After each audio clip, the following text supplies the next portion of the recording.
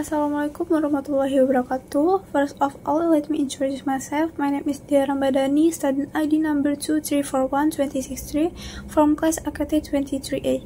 On this occasion, I will present material on the examination of intangible asset in the context of financial statement audit. This topic is important because intangible assets play a significant role in reflection the economic value of modern companies, especially those based on technology and innovation. However, these types of assets often pose challenges for auditors because they are intangible and difficult to measure objectively. Therefore, auditors need a thorough understanding of the procedure and principle of examining intangible assets to ensure there is fair presentation in the financial statement. Understanding intangible assets. According to PSAK 90 or IAS 38, intangible assets are identifiable non-monetary assets that lack physical form and are used to produce goods or services, are leased to others, or are used for administrative purposes. Examples include patents, copyright, trademarks, goodwill, license, and software. Although they lack physical substance, these assets provide future economic benefit to the entity. Therefore, auditors must ensure that these intangible assets are recognized, measured, and presented in accordance with generally accepted accounting principles. Characteristics of intangible assets. Intangible assets have several characteristics that distinguish them from other assets. First, these assets have no physical form, so their existence cannot be verified with the naked eye. Second, these assets can provide future economic benefit, for example, through increased revenue or increased efficiency. Third, these assets must be identifiable and controlled by the entity, meaning the company has the legal right to use them. Fourth, the value of intangible assets is often difficult to determine objectively because it relies on management estimates or projection. This combination of factors makes auditing intangible assets require the use of more complex audit evidence and a high level of professionalism from the audit. Next, the purpose of an intangible asset audit. The purpose of an intangible asset audit is to provide assurance that the assets actually exist, are legally owned, and are recorded at fair value. The auditor is also tasked with ensuring that the amortization process and impairment testing are conducted in accordance with the asset useful life and the requirement of PSAK 19. Furthermore, the auditor must verify that the disclosure of intangible assets in the financial statement is complete, fair, and in accordance with applicable accounting standards. The ultimate goal of this audit is to ensure that the financial statement presents the value of intangible assets fairly and do not mislead users. Intangible asset audit procedure.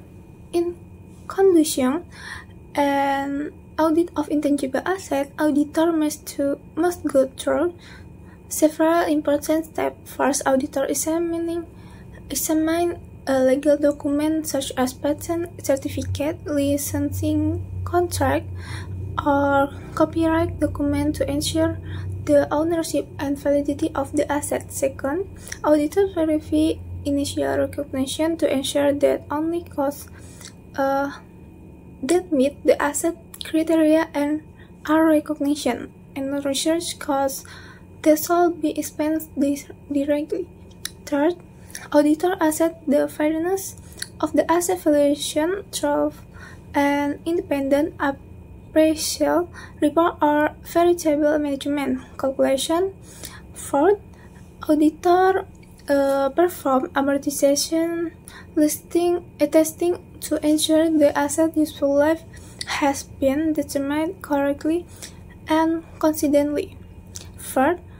Fifth, An important test is performed to assess whether the asset still reflects its economic value. Finally, auditor review disclosure in the notes to the financial statement to ensure all relevant information is presented. Challenge is intangible asset audit. The audit of intangible assets presents several significant challenges. One is the difficulty in measuring the fair value of assets, as this value often relies on assumptions such as future earning projection or market growth rates. Furthermore, there is a risk of misclassification of research and development costs, where only living development costs can be recognized as assets.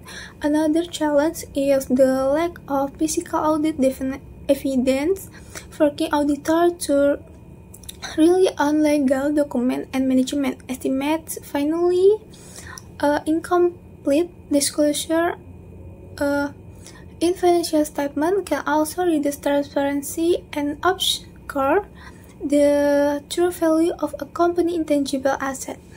The importance of intangible asset audit.